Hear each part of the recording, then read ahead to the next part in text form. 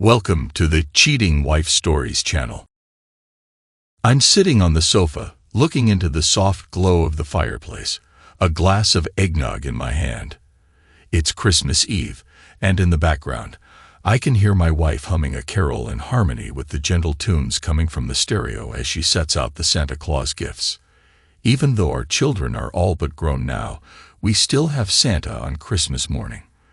Only instead of dolls and toys, the gifts are sweaters and dresses, movies and CDs, all given with the love they have come to expect from us. I look over at her, and as it happens so often, she looks back at the same moment. Our eyes lock, and we smile at each other, sharing a look of everlasting love. I think back to an earlier Christmas Eve many years ago, and to one 2 years before that, when a series of fortunate and unfortunate circumstances led Grace to become my partner, and soon thereafter my wife. They say you sometimes have to go through hell to get to heaven. And that was true in my case. I went through a hell that I wouldn't wish on any man. But if I hadn't, I wouldn't have Grace, and I wouldn't be half the man I am today. Let me tell you my story, because there are some lessons to be learned from it.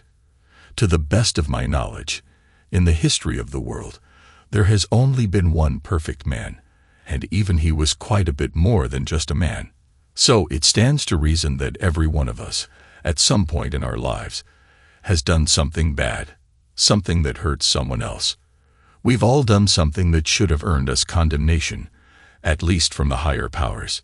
It is because of grace that we don't pay the penalty for our often foolish decisions. In my case, I took someone who was straight, or at least not involved with substances, and started her on the path to addiction. I introduced Elise Tucker to marijuana when we were just out of high school, and from that one corrupting moment, she slowly descended into a darker world. It might not have been so bad, except that not long after that, I got her pregnant, we got married, and she eventually gave me 3 children in the space of 4 years, 2 daughters and a son. It wasn't until we had been married almost 8 years that I realized what she had become behind my back, and it took most of my money and all of my self-respect before I was finally free of her.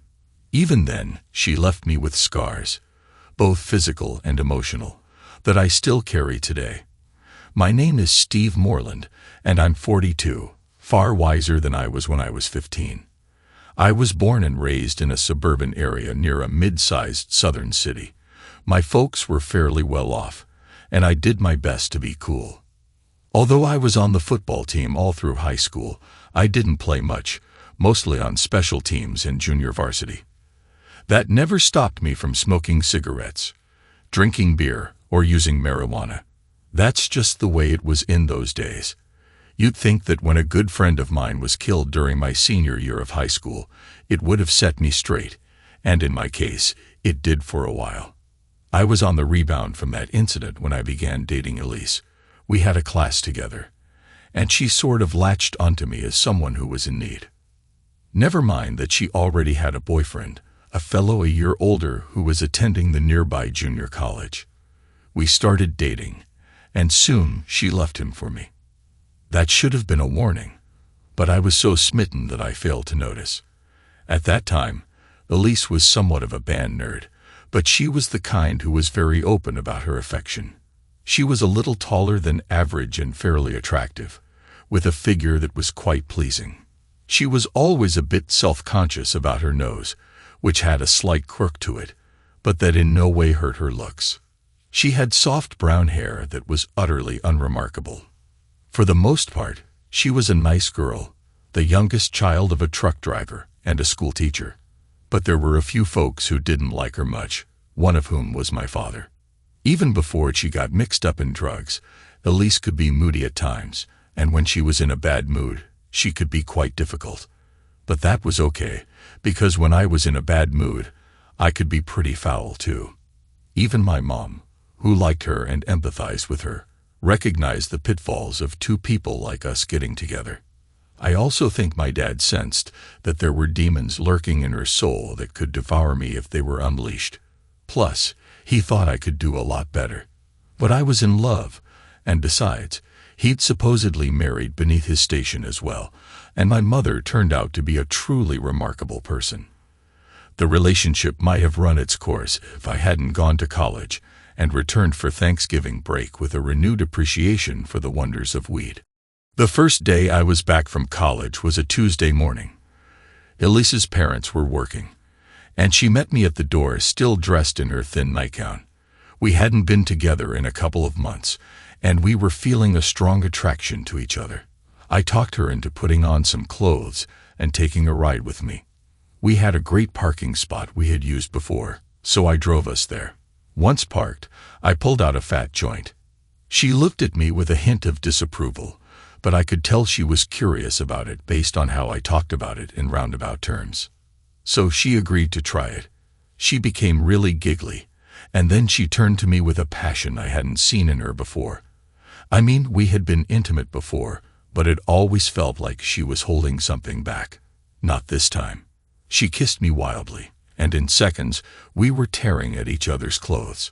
Sharing a moment together in the back seat of the car wasn't the most comfortable experience, but it was definitely thrilling. We were both out of breath and laughing uncontrollably as we slowly came back down from the excitement. I quickly realized that the same effect the weekend had on me also resonated with Elise. It made her incredibly lively and affectionate, and we spent every moment we could together until I had to leave on Sunday. We spent the whole Christmas vacation doing pretty much the same thing, although finding the time and space for intimacy could be tricky. However, it wasn't all fun and games. The longer the holiday break continued, the more tension there was between us. Elise was so eager and quickly fell into the habit that I would subsequently wonder what she was doing when I was off at college. When we weren't getting high and being intimate, we were getting a little frustrated with each other, and I think we were probably headed for an inevitable breakup when fate intervened. I'd been back at college for the spring semester about a month when Elise called me, upset. Her period had been late, and she had quietly gone to a clinic, where the doctor confirmed her worst fear. She was pregnant. Even though neither of us was particularly religious, we didn't believe in abortion. After talking about it, we decided to get married. Both sets of parents were not happy about it, and my dad, in particular, begged me not to go through with it. But I felt like it was the honorable thing to do. So in May 1983, we were married. Much later, after our daughter Mary was born, I worked out the timeline and realized Elise must have conceived around Christmas Day. With a wife and family to support, college wasn't an option for me. I got a job working for a drugstore as a stock clerk and part-time cashier. I couldn't have gotten that job under the same circumstances today, because I would never have passed a drug screen, but that wasn't standard practice back then. I soon showed an affinity for the job, and after 2 years, I was promoted to assistant store manager at another branch in town. In 1985, Elise gave me a son, Robert, and just a year later, we had our daughter, Allison. After that, Elise had her tubes tied, and we set about raising our family. Throughout this period, we enjoyed some good times, but nothing too wild. We'd smoke pot fairly regularly, and occasionally we'd indulge in some harder substances like cocaine, hash, or LSD. Elise liked how some of the drugs made her feel, and was enthusiastic whenever we got high, especially since it often led to intimate moments. However, as the kids grew older, I moved away from the harder drugs, and as I took on more responsibilities, I let them fade from my life. I thought Elise had done the same. Let me emphasize that I loved her throughout all of this, even if at times things got a little chaotic around the house. In the fall of 1989, when Allison was 3 and Robert was 4, Elise decided to go back to work. She found a job as a secretary for a modest-sized electrical contractor. At first, I didn't mind because it meant added income to support our growing family. But then I started to meet some of the people she was working with and began to get bad vibes, especially from the men there. To be blunt, a lot of them were rather unscrupulous, and a couple were known drug users. Then there was Elise's friend, Glenda, who worked there and had encouraged Elise to take the job. Glenda was married to Mitch, a low-level dealer, and the main person we turned to when we wanted to get drugs.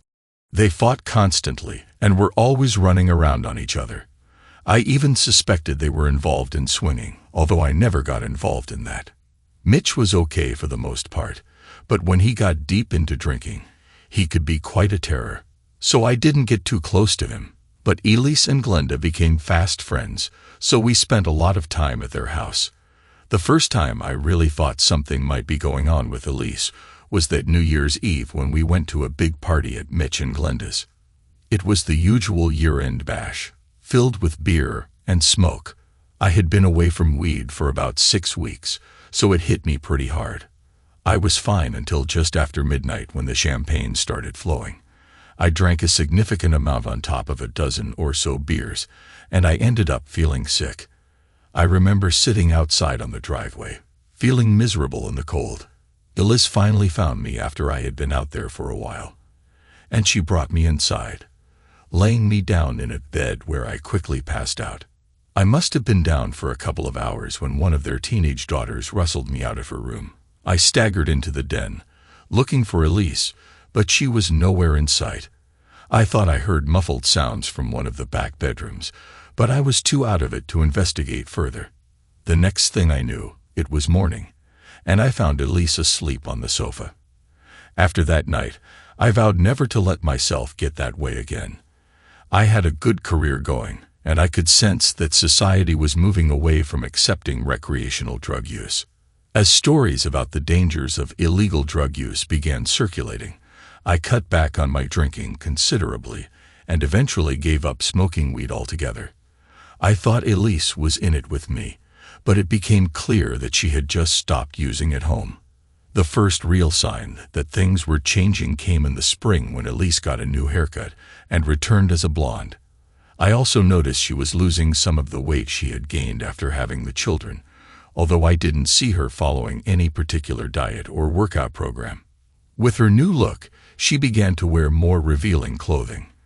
When I finally complained about it, she shrugged and said she wanted to look good.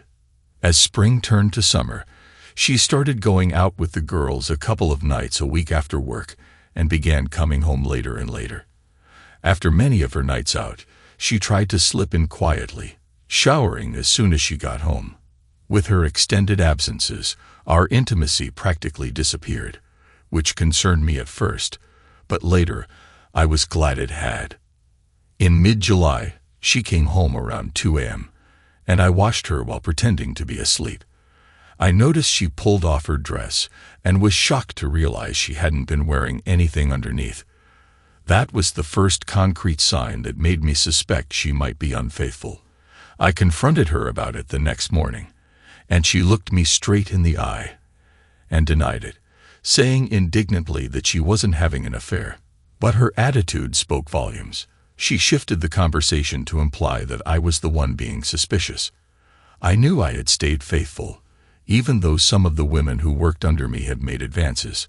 I avoided those encounters, knowing they were a bad practice. It wasn't that I was so virtuous. Rather, I had always been more comfortable with Elise, and the thought of being with someone else was daunting. Our relationship had ups and downs, but as time went on, there was an increasing disconnect between us. Our intimacy became non-existent, and we stopped sharing the playful banter we once enjoyed. I found myself worrying about her late nights and her bloodshot eyes, which often carried the faint scent of marijuana. She pushed back against my concerns, reminding me that she was old enough to make her own choices and that I had introduced her to that lifestyle. By the end of September, I made a desperate effort to salvage our relationship. I caught Elise on a day off and asked her to sit down with me for a serious conversation. I expressed my concerns about her increased use of marijuana and my suspicion that she might be using harder drugs. I asked her if she still loved me and wanted to stay married. She looked at me tearfully and said she did. I laid out some conditions. I wanted her to quit her job, find something else, enter a rehab program, and for us to see a marriage counselor. I was willing to wipe the slate clean, but only if she met me halfway. "I don't know, Steve," she said. "I make good money there, and I like working there. They treat me well, and I'm definitely not going into any rehab. I understand if you don't want to continue, but I'm not ready to quit. I'm not a junkie or anything. I can handle it." She did agree to meet with a counselor, and we attended 2 sessions before she decided it was a waste of time and money. The pattern of erratic behavior resumed. I began following her to the bars she frequented after work, where she socialized with a mixed group of men and women. Some of the places she visited were questionable. I never stayed long enough to see if she went off to motels, as I had to get home to our children. A couple of times, I noticed her heading to the back of the bar toward the restrooms and staying longer than I thought was necessary. By December, I had gathered enough circumstantial evidence that I was ready to take the next step to obtain concrete proof. By then, our marriage felt like a joke. We were arguing constantly, and she was coming home late almost every night, looking as if she had been out all night. I was frustrated with Elise and her apparent pattern of lies and infidelities. More importantly, she had significantly shifted her role as a mother, spending her time partying while I handled most of the parenting. The children noticed the change, and I needed to understand what she was doing to plan my next move, whether there was hope for our marriage, or if it was time to consider divorce.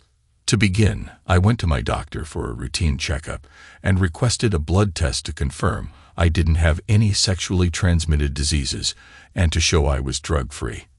Next, I quietly collected samples from our 3 children and sent them to a DNA lab in another state. I wanted to know definitively whether I was their biological father. Although DNA testing wasn't as advanced then as it is now, it was sufficient to establish paternity. I didn't think it would change my feelings for them. I loved them regardless, but legally, I needed to know for custody reasons if we divorced. Finally, I sought out the best divorce attorney in town and discussed my concerns with him. He agreed to take me on as a client and referred me to his private investigator. Lily Spradling was a woman in her early 40s who seemed to know everyone in town and their business. I explained what I wanted, and she accepted the case. It was already costing me a fortune, and I still didn't have any concrete evidence. The situation came to a head on Christmas Eve. Elise's company usually closed around 1 p.m. that day, hosting a party for the employees in their warehouse. I expected her to come home after a few hours of celebration, so we could do some last-minute shopping and prepare for Christmas morning. However, 6 p.m. came and went, followed by 9 p.m., with no sign of her. I started calling everywhere I could think of. Friends, hospitals, but she was nowhere to be found. I was furious. She didn't even have the decency to rein in her behavior on Christmas Eve. Around 10:30 p.m., I heard a car door slam and saw Elise stumbling up the walk to the house. When she noticed me standing there, her expression fell. She attempted to push past me, but I caught her, overwhelmed by the smell of alcohol and an unmistakable hint of something else. I could see she was disoriented, as if she'd spent the day indulging. I stared at her, and she averted her gaze. In that moment, something inside me broke. I was too exhausted to fight her. Besides, I would soon have video evidence of her day. I had a feeling she would engage in behavior that warranted proof, so I had arranged for Lily to set up surveillance. By then, Lily had discovered that Elise had been seen at a questionable motel on the rough side of town with some unsavory characters. She had bribed a clerk at the motel to allow her to plant a hidden camera in one of the rooms. The plan was for Elise and her companion to be directed to that specific room if they showed up. Elise and I spent a tense Christmas day circling each other, waiting for the inevitable confrontation. It was the calm before the storm. I knew Elise was off work for the next week. They always closed up for the week between Christmas and New Year's, so I wasn't as worried about what she'd be doing the day after Christmas. Lily called me at the store, and her voice sounded urgent. "You need to come see the tape from the other day," she said. "How bad is it?" I asked. "Worse than anything you can imagine," she replied. I figured Elise had a boyfriend, maybe 2, but I was not prepared at all for what I saw on Lily's surveillance tape. Lily had me sit down in the empty office of one of her associates, plugged the tape into the VCR, and left me alone to digest what was on the tape. Before she started, she handed me a surveillance report chronicling Elise's behavior prior to her arrival at the motel, which was pretty graphic in itself. It started off as a conventional party. Lots of drinking, some playful interactions under the mistletoe. Nothing too dramatic. After an hour, though, the Christmas carols on the boombox were replaced by dance music, and Elise was seen dancing provocatively with several people, including her friend Glenda. According to the report, Elise and Glenda were caught up in the moment while the men in attendance surrounded them, cheering them on. Then things escalated. Elise was seen heading out to the parking lot with a guy. The private investigator set up a post where he could see what they were doing. First, they lit up a joint, and while they were smoking, he pulled out a vial, and they shared several lines of cocaine.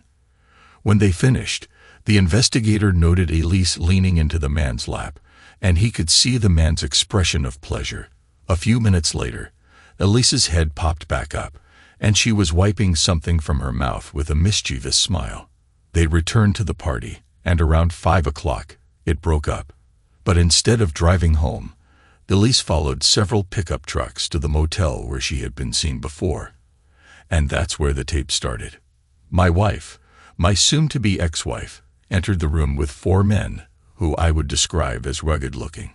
They were all around 6 feet tall and well-built, with a couple of them being fairly attractive, if you liked a rough edge. 3 joints were lit and made the rounds while one of the men sat at a table, preparing several lines of cocaine. As the room filled with smoke, everyone, including Elise, participated, and she laughed enticingly after doing hers. Then they got down to business. What I saw on the tape was beyond anything I had ever imagined. Her performance was shockingly uninhibited, surpassing anything I had ever seen before.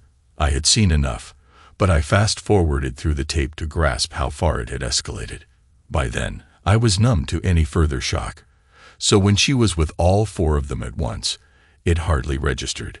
I guess the look on my face spoke volumes because Lily had her associate, the one who followed Elise at the party, take me to a nearby bar for a drink. After a couple of beers with a guy named Burl, I felt a little better.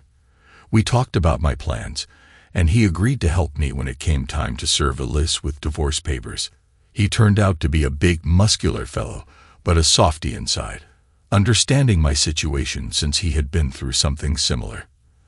That night, when I went home, it took everything I had to be civil to Elise. Luckily, she made it easy for me by getting dressed up and going out with her friends. I didn't even bother to watch her leave. I was busy playing with our daughter Allison in the den when she walked out. The next morning, I went to my lawyer and told him I was ready to file the papers. I'd wanted them ready for New Year's Eve, and I wanted Burl to be the one to serve her. I had a surprise planned for my soon-to-be ex-wife that night. I told Elise that I would have to work until closing at 9 p.m., and that I preferred to spend a quiet night at home. I begged her to stay with me, fully aware she would not, as she was planning to attend Glenda and Mitch's party. She laughed at what she perceived as my pathetic attempt to guilt her into staying home. "If you want to be a stick in the mud, go right ahead," she said, "but I'm ready to party. Can't you at least stay long enough to keep the kids until I get home from work?" I asked. "Why?" she sneered. "Why should I let the little rugrats cut into my fun time? I'll get a sitter if you can't tear yourself away from that store in time." I was stunned. I knew she had lost interest in parenting, but the cold way she talked about our children floored me. It made what subsequently happened hard to fathom. "That's quite all right, Elise," I said slowly. "I'll make the arrangements. You don't have to worry about the kids one little bit." I called the neighbor's teenage daughter, who was the kids' regular sitter, and asked her to watch the kids for about an hour. She agreed, and I told her to call the store as soon as Elise left the house. A little after 6:30, the girl called, and I turned over the store to my assistant. I called my brother, who had agreed to meet me at the house to help pack up Elise's things. His wife drove him over and left with my children, who were told they were going to spend the night with their grandparents. We packed up all of Elisa's belongings and moved them in my pickup truck to a storage facility. Then we drove to Mitch and Glenda's a little after 10 o'clock. Burl was sitting in his car in a secure location, watching the house. "She hasn't left," Burl said. "It's a pretty safe bet she's there for the night." "Good," I replied, as he poured me a cup of coffee from a thermos he had with him. We watched the house as several people came and went until midnight. As the sounds of fireworks erupted all around us, the three of us got out and approached the house. At first, no one answered the door, probably because they couldn't hear over the noise. But Burl pounded on the door, and finally, someone I didn't know opened it. Elise Moreland. He boomed as we stepped into the foyer. It took a few minutes before someone could fetch her, and she looked pretty disheveled when she showed up. "Yeah. What?" she began, then saw me and my brother standing on either side of Burl, and I think our expressions made it clear we weren't there to join the party. "What are you?" she started again, but Burl cut her off. "Elise Moreland," he said, slapping one of the papers he had with him into her hand. "You were served. This is a petition filed in civil court by Mr. Steve Moreland, seeking the divorce on the grounds of adultery and mental cruelty. This is an injunction from the court preventing you from coming within 1,500 feet of the residence formerly occupied by you and your husband. And this envelope contains the key and the address to a storage facility where your belongings have been moved," he added. "You sorry son of a—" Elise sputtered. I could see Mitch, Glenda, and all of their friends starting to gather behind her. "I gave you a chance, Elise," I said evenly. "I gave you the opportunity to clean up your act, and you chose not to. You've made your bed. Now lie in it." We heard a cacophony of outrage building, so Burl opened his jacket to reveal the pistol in his belt. He put his hand on the handle and stared down the crowd. Then we turned and strode purposefully out of the house as the door slammed shut behind us. I doubted Burl would have used his pistol, but it served as an effective deterrent. Then I went to my parents' house to spend what was left of New Year's Eve and prepared myself for the battle to come. It wasn't long in coming. The truth is, Elise started causing trouble right from the beginning, and it was the start of a tumultuous year. While we had been packing up her things, I had hired a locksmith to change the locks on our house, but that didn't stop Elise. While we were spending New Year's Day at my parents' house, she broke a window in the kitchen door to get inside and apparently ransacked our bedroom. Perhaps she was looking for something, I'm not sure. It didn't matter. I called the police and had her charged with breaking and entering. Since it was her first arrest, and it was done in conjunction with my serving her the night before, her lawyer managed to get the charges dropped. A week later, I got my blood work back from the doctor and breathed a sigh of relief when everything came back negative. I added those documents to my growing evidence file, then received more good news the following week. The DNA results revealed that all three of the kids were indeed mine. Whatever Elise had done behind my back started after the babies were born, which made my strategy clear. I was going for full custody and would only allow Elise supervised visitation. To my bafflement, she fought me tooth and nail. I would have thought that given her behavior, she'd be glad to have her freedom and would welcome not having a husband and family holding her back. However, I hadn't accounted for the demons my father had seen lurking in her heart all those years earlier. I became an enemy in her eyes. She wasn't about to let me win anything without a fight. Yet it seemed that the more she tried to resist, the worse things got for her, which only fueled her anger towards me. This included another arrest for possession of marijuana, which resulted in a hefty fine and a 6-month suspension of her driver's license. By midsummer, I finally got the divorce I'd been seeking. We then went to court for the custody issue, where she brought out what she thought was her heavy artillery: the fact that I had introduced her to drugs. My lawyer countered with my evidence that I was drug-free and had been for the better part of a year. It looked like I was going to get full custody when Elise finally crossed the line. It was a hot night in September when I was just leaving the store. The only warning I received was a sudden shuffling of several pairs of feet, and then I felt a hard hit in my ribs. Something large, maybe a stick or a baseball bat. I barely managed to roll away from a blow aimed at my head, which glanced off my shoulder. I got to my knees to defend myself and realized I was being attacked by 3 assailants, 2 of whom I recognized from a video of Elise's Christmas Eve party. I engaged the one wielding the weapon, preventing him from landing a solid blow on me, and managed to hit him in the midsection. However, that left me vulnerable to the fists and feet of the other 2. I'm not sure if they would have killed me, but I vaguely heard voices coming from down the street before I collapsed in pain. The last thing I remember was a kid hovering over me, asking if I was okay and calling for someone to get help. The next thing I saw was a woman's face. At first, it was vague, but as my head cleared, I recognized her as a nurse, a very pretty one at that. She had a slender face and smiled brightly when she saw I was coming around, which lit up her entire expression. That was my introduction to Grace Pauling. I spent 3 weeks in the hospital, during which time I got to know Grace very well. She was quite simply the most beautiful woman I'd ever seen, aptly named for her graceful presence and elegance that stemmed from an inner peace. A little taller than average and quite slender, she had soft blonde hair styled just short of her shoulders. She was flat-chested, but if that bothered her at all, she didn't show it, and it certainly didn't bother me. From the beginning, I sensed a connection between us, and we talked while she busied herself caring for me. I found her to be a terrific listener, wise beyond her years. She was a year or so older than me, had never been married, and hadn't really come close to it. She mentioned having had a few boyfriends, but none that had made her heart race. Then she smiled that radiant smile and winked at me. While I was in the hospital, I met with the police several times, and it became clear that I had been attacked at the behest of my ex-wife, for reasons I couldn't fully understand. She and her friends were arrested and charged with attempted murder. I let her sweat it out until the beginning of the next year, then proposed a deal. If she relinquished all custody claims, I would see about getting the charges reduced to aggravated assault. "Why should I help you?" she snarled.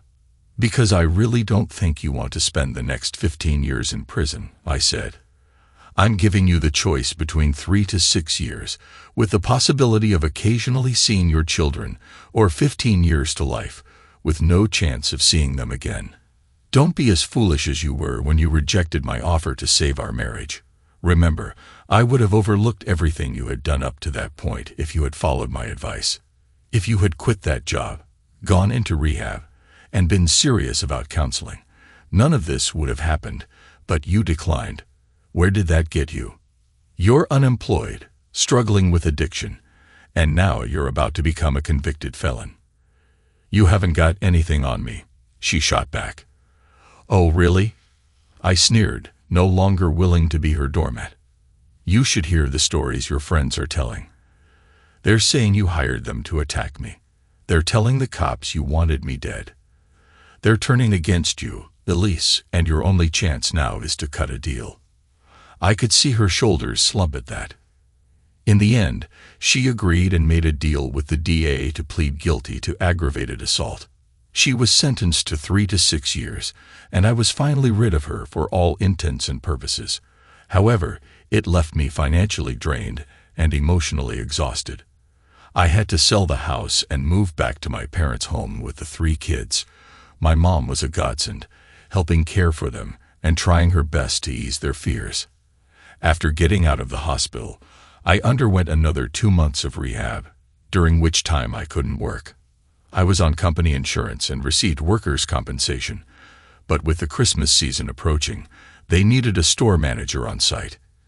Compared to the fiasco of the previous year, Christmas in 1991 was significantly better, yet it drove home just how lonely I was. The woman I had once loved, the mother of my children, had become a sworn enemy and completely wrecked her life. Money was tight, and I struggled to provide for the kids as I wanted. I was still in pain and sinking into depression over how things had unfolded in the past 18 months. Then, after the first of the year, the company I had been working for gave me a choice: I could take a manager's position in another state or accept a layoff. I chose neither. Instead, I tendered my resignation and found a job working on the floor of a large retail store. It was a significant downgrade from my previous position, and I made considerably less than before. Essentially, it felt like starting over in my career, but the work was easy, and the hours suited me, allowing me to be home in the evenings with my children. I rented a small house and moved out of my parents' home. It was in a low-rent neighborhood, and there wasn't much to call home. Overall, that winter of 1992 was the lowest point of my life. The only positive aspect was that I resisted the temptation of drugs and alcohol. After witnessing Elise's self-destruction, I knew better than to go down that path. But I would be lying if I said I was never tempted. Then, an angel crossed my path for the second time. One Saturday, I was in the grocery store with the kids, who were being a handful. By this time, they were 8, 6, and 5. While they were good kids, they were still kids. I was fussing with Robert, who was really acting out, when I heard a voice from behind me. Steve Moreland, I heard, and turned to see Grace approaching us. We hugged in greeting, and then she bent down to greet all 3 children by name. I was amazed. She had only met them once or twice, yet she knew their names and ages. That was the first time I saw how gifted she was with children, as they instantly calmed down. We chatted, and she expressed real concern about how I was doing. Then we both looked up at the same time, and our eyes locked for a moment. In that instant, I think we both felt the spark. "Would you like to go to dinner sometime?" I asked hesitantly. "Well, I owe you for all the care you showed me when I was hospitalized," Grace said, "but I have to admit it was a pleasure, and I'd love to go out with you. Do you have any plans for tonight?" I just stared at her, and later, when I got to know her better, I learned that this was her way, very direct and able to get straight to the point without unnecessary small talk. We exchanged phone numbers, and then she gave me a quick kiss on the cheek. It was nothing significant, but it sent shivers through my body, and my daughter Allison picked up on it right away. As we finished our shopping, she blurted out, "Is she going to be our new mommy?" "Oh, I don't know, sweetheart," I replied. "It's way too early to say." "Why? Would you like her to be your new mommy?" "Oh, yes," she said happily. "What about you two?" I asked Mary and Robert. "Do you think you could accept Miss Grace as your new mommy?" "Sure, Dad," Robert said. "She's pretty neat." "Well, we'll see," I laughed, but added, "It's awfully early, and she may have something to say about it. But you do like her, don't you?" I asked Mary, who replied in her typical quiet voice, "Yeah, I do. But like I said, we've got a long way to go before we get to that point." That night, I took Grace to a steakhouse. Not fancy, but with a good atmosphere and great food. I learned that she was everything Elise was not. I can't say Grace is perfect. She has her moments, but I've never met anyone with such a sunny disposition or such a positive outlook on life. With Elise, there was always doom and gloom lurking around every corner. She spent endless energy worrying about things beyond her control, dragging me down with her. With Grace, every day is a new opportunity. She is a forward-looking person, well-organized, and never wastes a moment worrying about the past. Once the day is over, she puts it behind her and only refers to it when absolutely necessary. It didn't take long before we knew we were falling in love. After about 6 weeks of dating, I took her to meet my family, and they were very impressed. My father took one look at her and told me to do whatever it took to keep her. The kids, of course, fell in love with Grace almost as quickly as I did, and she seamlessly stepped into the role of surrogate mother. As the summer progressed, we began getting closer, but we were both cautious about taking that next step.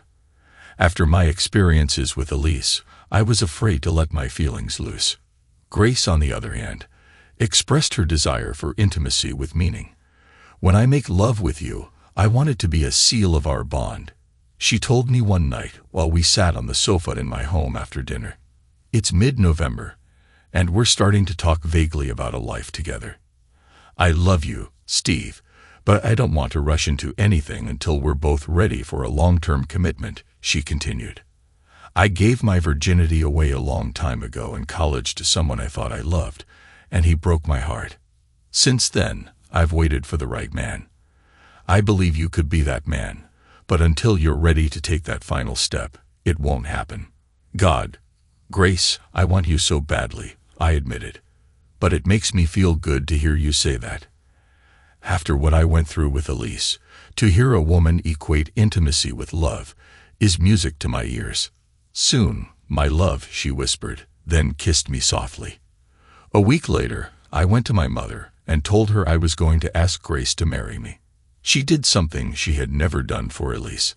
I guess because of the forced nature of our marriage, she went to her bedroom and pulled out her old engagement ring. With tears in her eyes, she handed it to me. "Give this to her with my blessing," she said. "It's not a big fancy diamond, just a small stone in a simple setting. But I have a feeling it will mean far more to her than some shiny new bauble that will cost you an arm and a leg. There's a lot of love in this ring, and I want her to have it. She's the best thing that's ever happened to you, and I want her to know it." I decided to wait until Christmas Eve to propose. We would celebrate with Santa Claus at my parents' house, where the kids would be with their cousins and grandparents. I wanted to have some time alone with Grace that night. I picked her up from the hospital after I got off work, then went to my parents to collect the kids for the Christmas Eve service at the church, where Grace had long been a member and where I had started going. Grace sang in the choir, and I gazed lovingly into her eyes as she performed. Afterward, we managed to get the kids settled down, which wasn't easy, and then set out the Santa gifts. Once that was done, I told my parents we were heading back to my house, winking at my mom to communicate my plans non-verbally. I turned on the lights on the Christmas tree and put some holiday tunes on the stereo. Then we sat down on the sofa together, and I eased the box from where I'd hidden it in the cushions. "Grace, I have a special Christmas gift for you, and I want you to open it now," I said softly. I handed the box to her, and when she opened it, her eyes widened in delighted surprise. "Grace, will you marry me?" Her answer was to embrace me tightly, showering me with affectionate kisses. Our hands found their way to each other, and this time we didn't stop. The moment felt right. "God, I've wanted this for so long." "Love me, Steve," she whispered. "Please believe me. I've wanted it just as long, longer." "Really?" We shared a deep gaze, feelings flowing between us without words. "Merry Christmas, my love," she whispered. "Merry Christmas to you, love," I answered back. Grace and I were married in our church in mid-March, and we've enjoyed almost 14 years of happiness together. My children soon came to see her as their new mother, and they adapted to her presence as if it were second nature. There have only been 2 significant challenges in our life together since then. The first was that Grace was unable to have a child of her own. We tried everything we could, only to learn that there was a problem with her uterus.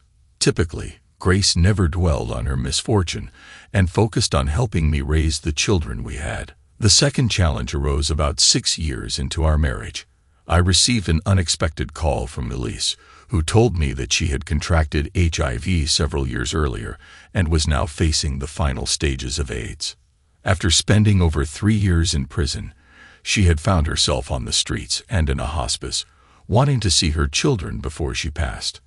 I dreaded the visit, but surprisingly, Elise had made peace with herself and with me. She no longer blamed me for the difficulties in her life and forgave me for the mistakes I'd made during our marriage. I, in turn, forgave her for the pain she caused me during our divorce. After meeting with the kids, Elise asked to speak to Grace alone. When Grace emerged, she was in tears. Later, as we drove home, she shared some details of their conversation. "She told me not to let you go," Grace said.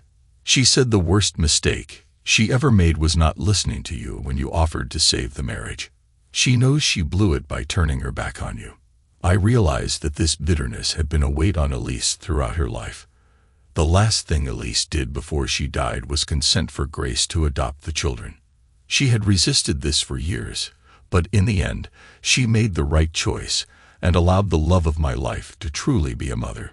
With Grace by my side, I quickly returned to management and advanced in the corporate office. I'm now a regional director for the company, and I've done well. Grace continues her work as a nurse in pediatrics, where her special gifts are most needed. Sometimes, the cases she handles break her heart, while others ignite her passion for justice. Although she has a temper, she keeps it well hidden. Mary was so inspired by her stepmother that she chose to follow in her footsteps and pursue a career in nursing. Robert is still in college and joined the Army National Guard right after high school. I worry that the longer the war in Iraq drags on, the more likely he may be called up. But that's his choice, and I support him all the way. Likewise, Allison is in college with an eye toward becoming a teacher. It's been a satisfying life, one I don't think I would have had if Grace hadn't come into my life when she did. Santa Claus is all set out, and Grace sits on the sofa next to me, curling up into the comfort of my arms. Bing Crosby softly croons "White Christmas" from the stereo as we gaze into the slowly banked fire. I take a final sip from my glass and set it on the coffee table. Tomorrow, there will be laughter and excitement as my family shares the gifts we've all gotten for each other. We'll tear open the packages and marvel at the thought that went into each gift. Then we'll congregate in the kitchen as we prepare the holiday feast. It will be a joyous time, as always, but tonight, in the quiet of Christmas Eve, I enjoy the greatest gift I've ever received, the one that keeps on giving. Tonight, I bask in the soft glow from the love and devotion of a good woman, and in the corresponding love and commitment I've been able to show her over time. Grace is another word for elegance and an unearned gift from God. And that's certainly what my Grace means to me. Thanks to everyone who took the time to listen to today's stories. If you enjoyed it, please consider liking and subscribing if you haven't already. Feel free to share your thoughts on the events in the comments below. Take care.